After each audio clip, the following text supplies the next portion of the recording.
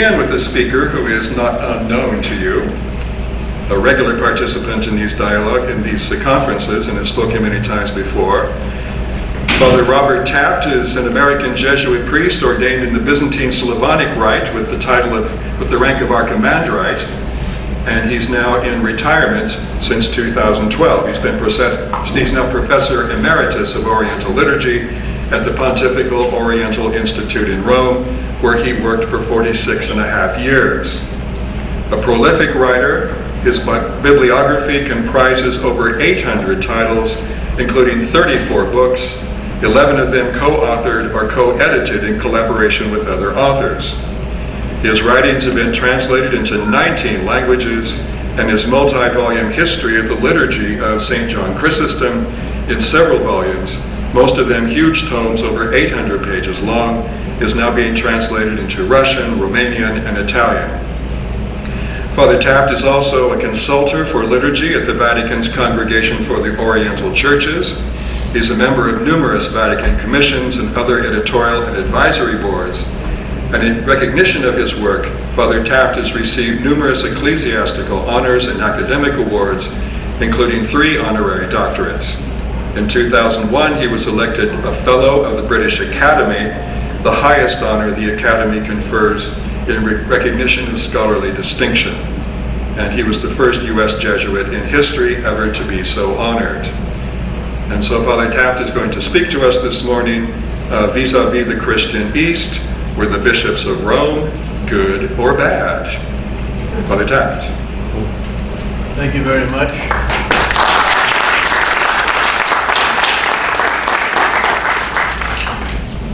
Your Eminence, Councilors, Most Reverend Bishops, especially Bishop John Michael Portin, who is one of the directors of the Orientale Lumen Conference, well known to all of us, Bishop of the Romanian Catholic Church.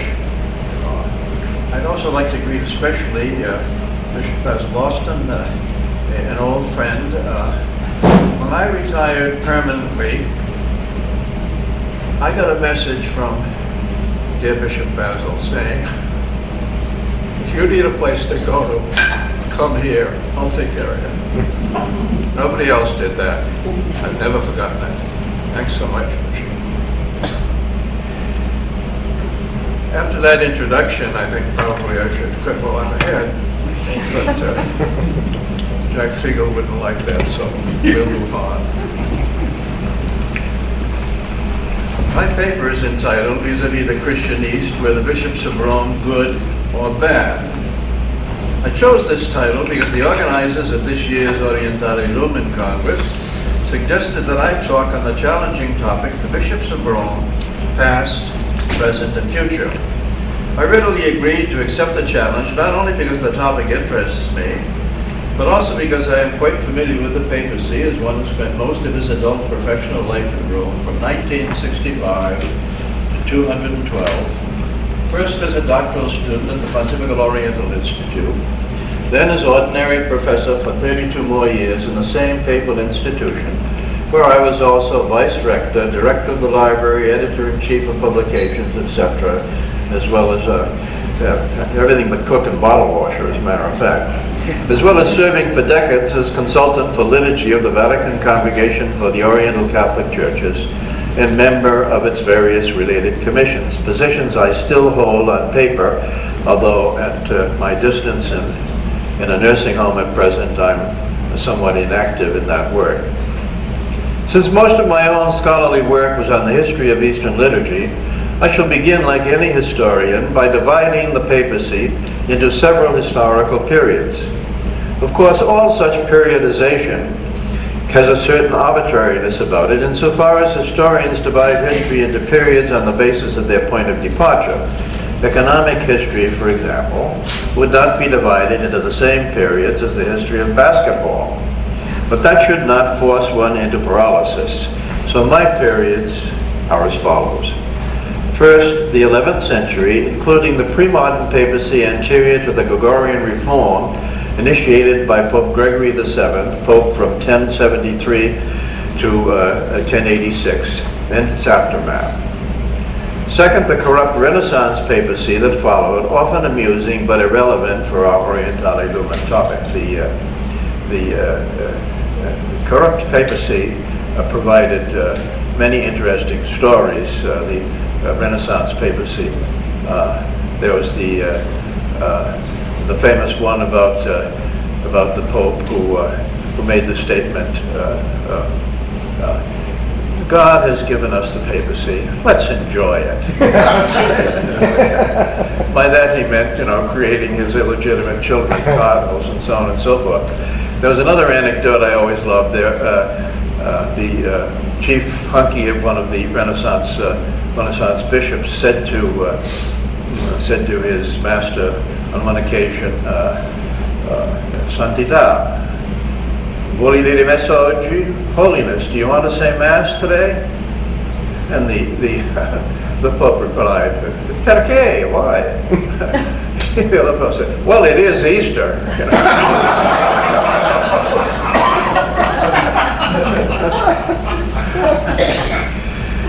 Then came the next period with the Long Council of Trent, off and on from 1500 to 1861, and what the Tridentine Reformed Catholics had to say about the traditions of the Orthodox East.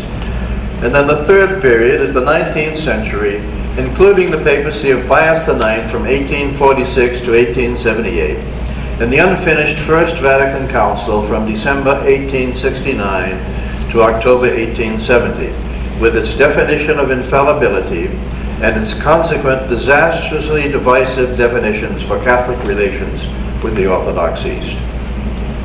Divisions and problems that still plague us today, of course. Fourth period is the early 20th century crisis of modernism under Pope, later St. Pius X, Pope from 1903 to 1914. A crisis which in its extreme form, à la Loisy, Renan and company, undermined any recognizably Christian religious belief, forcing the beleaguered Catholic Church to turn inward, ultimately condemning, and I'm not exaggerating, everything from freedom of conscience to the railroad. See, the railroad was to be condemned because it was not natural. Natural was having a horse and buggy going across the path and dumping on the way. See, that was natural. The railroad was unnatural because it ran by steam or whatever it was. I'm not making this up. This is real. The fifth period is the mid-20th century Reformed papacy of the Second Vatican Council from October 11th, 1962 to December 8th, 1965, and what led to it. Sixth period, then, in 1978 to 2005, the long papacy of Pope St. John Paul II and his surprising openness in publicly seeking a solution to the impasse of papal primacy with the help of the Orthodox East in his May 25th, 1995 encyclical, Ut Unum Sint, that all may be one. Then the seventh period, in 2012 to 2013, there followed the short interlude papacy of Benedict XVI, important for our purposes only because he relativized the modern papacy forever by resigning. Then, since March 13, 2013, the changing paradigm of the present papacy under the first Jesuit Pope, Francis I, who continues to surprise us, enchanting those like myself, and enraging those like Cardinal Burke, presently sidelined by what in the vernacular we know as a non-job. Needless to say, not all of these papacies are equally relevant for our purposes, so I shall limit myself to providing some brief vignettes on them I consider pertinent to our Orientale Lumen topic. Point 1. Catholics and their papacy.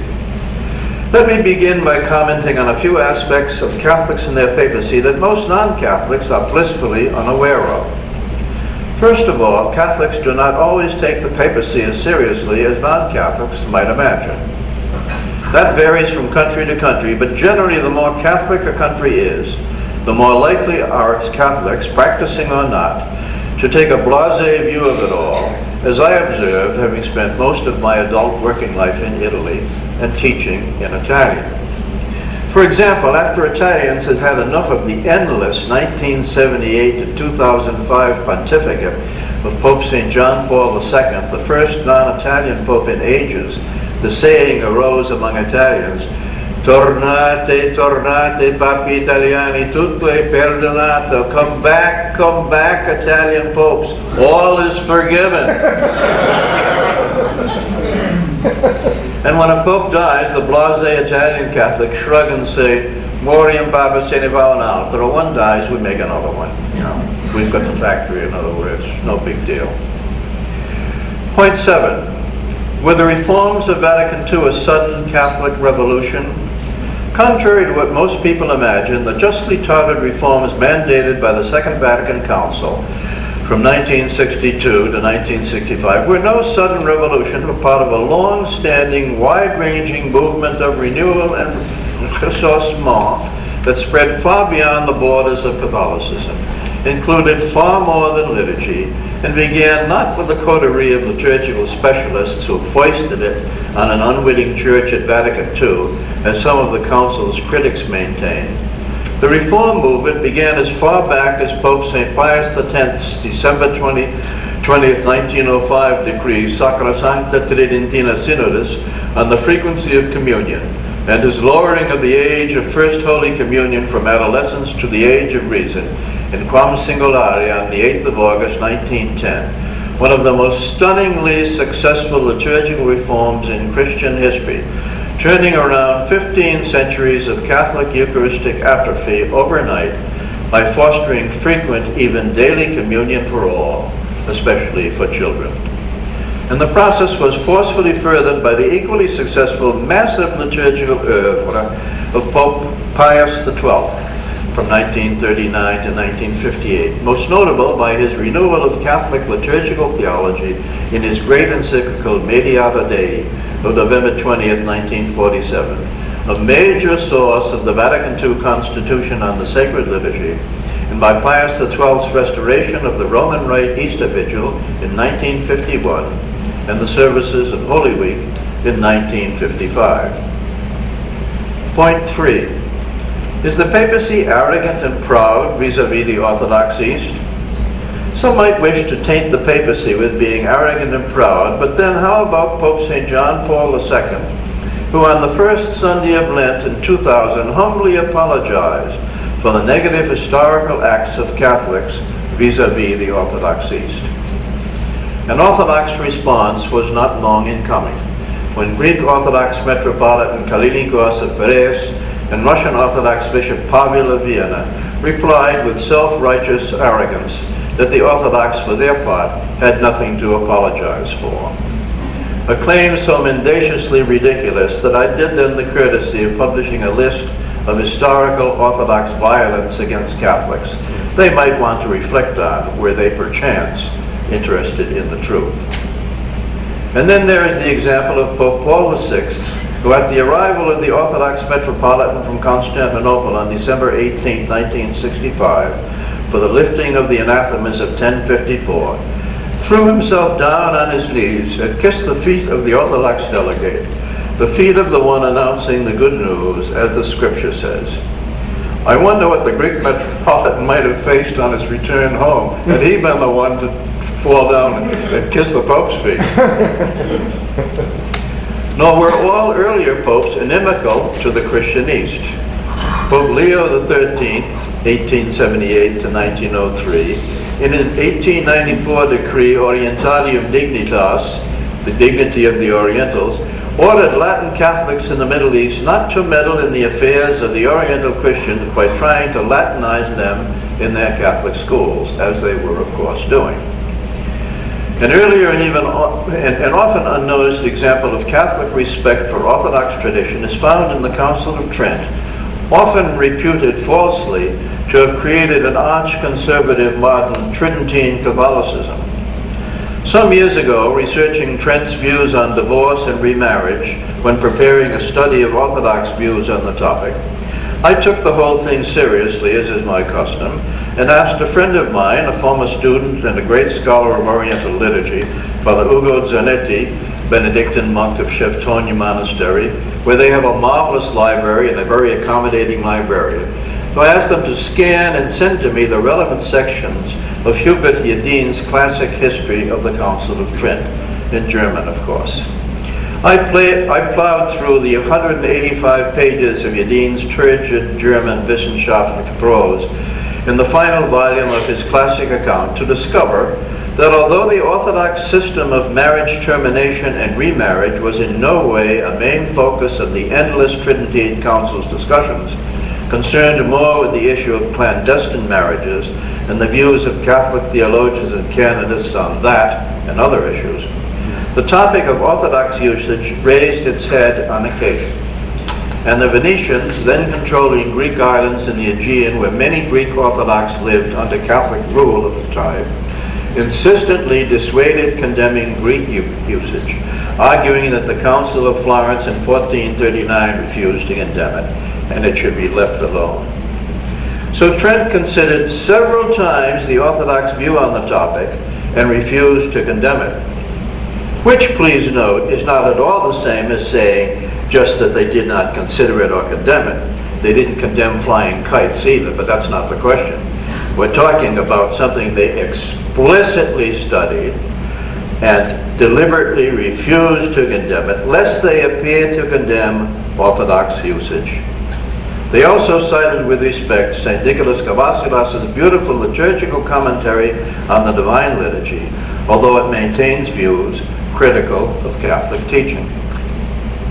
Even more important from my perspective was the respect for Eastern tradition of Pope Benedict XV, 1914 to 1922, who in 1917 founded the Pontifical Oriental Institute, a graduate school dedicated to the scholarly study of the Eastern Christian traditions. Traditions, please note, which are not those of Pope Benedict XV's own Latin Church, but of the Orthodox East. Since then, this graduate school has educated thousands of Orthodox students, including the present ecumenical patriarch, Bartholomew I, then still a deacon, who was a fellow student of mine when I was studying for my doctorate there. When I completed my doctorate in 1970, I was invited to join the faculty, where for over 30 years I contributed to the education of hundreds of Orthodox students. I give just one example. St. Vladimir's Orthodox Theological Seminary in Crestwood, New York, has 3 Orthodox professors of liturgy with doctorates in Eastern liturgy. All 3 of them, did their doctorates under my direction. But alas, all that pales to insignificance in the light of the First Vatican Council in 1869 to 1870 under Pius IX. The definition of infallibility at that unfinished council, we'll return to that point, that unfinished council, that unfinished council has caused unending problems ever since, despite the fact that the definition's equally unfinished nature and unclear meaning are always misunderstood. First of all, contrary to popular opinion, the Council did not define that the Pope is infallible. I repeat that. Contrary to popular opinion, even among Catholics, the Council did not define that the Pope is infallible. What the Council defined is that the Church is infallible and that the Pope can exercise that authority on behalf of the Church in certain circumstances, without specifying, unfortunately, what circumstances or the ways and limits of this exercise, which Catholic theologians today continue to debate. So it is not at all clear that the Council meant to declare the Pope to be infallible, despite popular opinion, even among Catholics, never a sure guide of anything, especially in our age when even theologians no longer know enough Latin to understand what the original documents say, like the classically educated of my generation do. In actual fact, there has been only one exercise of infallibility since Vatican I, when in 1950 Pope Pius XII defined the Assumption of the Mother of God, though the pre-Vatican II definition of the Immaculate Conception of Mary in 1854, before the Vatican I Council had defined infallibility, is generally considered, rightly or wrongly, to be the equivalent of an infallible definition. Both these Marian dogmas have created major obstacles to Catholic-Orthodox relations, despite the fact that doctrinally there is little difference between what Catholics and Orthodox believe on these issues, as the massive Catholic scholarly works produced in preparation for the Assumption definition have shown beyond cavil. People who constantly throw condemnations around could occasionally read a book. Point 4, how does the future look? Where do we go from here? Much progress has been made in recent years through the renewal of good relations between Constantinople and Rome under the present leadership on both sides, as a sister church's theology was developing almost unnoticed by those not engaged in the ecumenical enterprise. I have described all this in my 2015 worship article entitled, "In Faith and Worship, Can Catholics and Orthodox Ever Be One? Communion, not reunion, in a future church of sister churches." End quote. That article attracted much favorable, at times even enthusiastic comment from both Orthodox and Catholics alike. Even more important is the new relationship between Constantinople and Rome as a result of Pope Francis I's visit to Constantinople for the Patronal Feast of St. Andrew in 2015, where his remarkable statement there has opened new vistas for the future.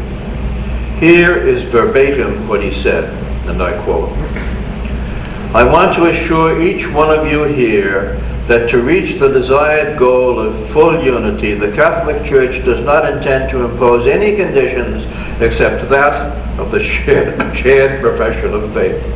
Further, I would add that we are ready to seek together, in light of scriptural teaching and the experience of the first millennium, the ways in which we can guarantee the needed unity of the Church in the present circumstances.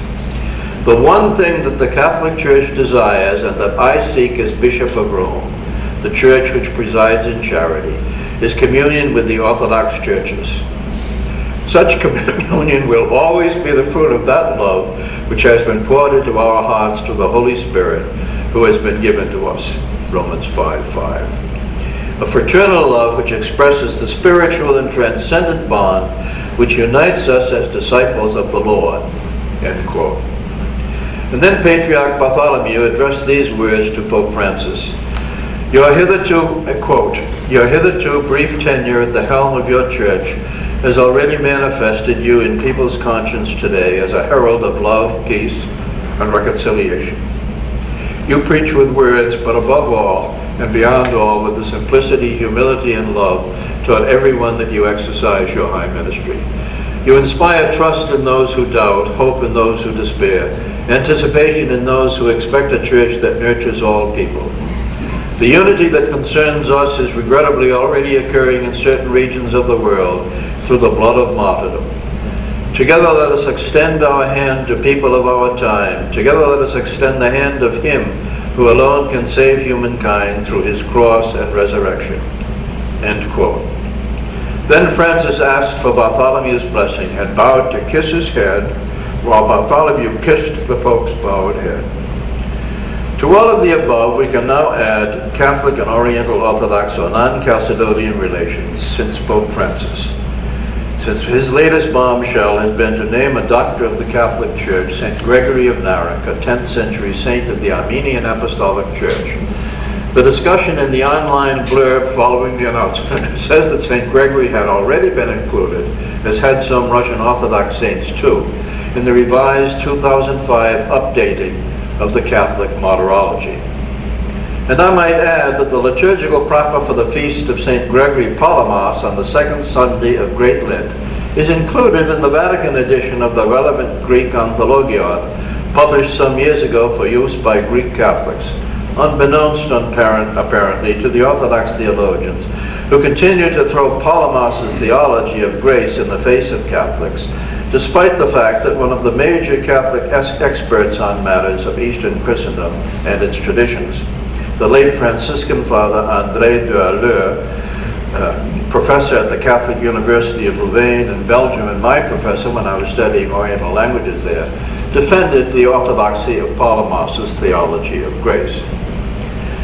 So as is well known to anyone who can read the respective languages, the Roman editions of the Byzantine liturgical books in Slavonic and Greek are first-rate.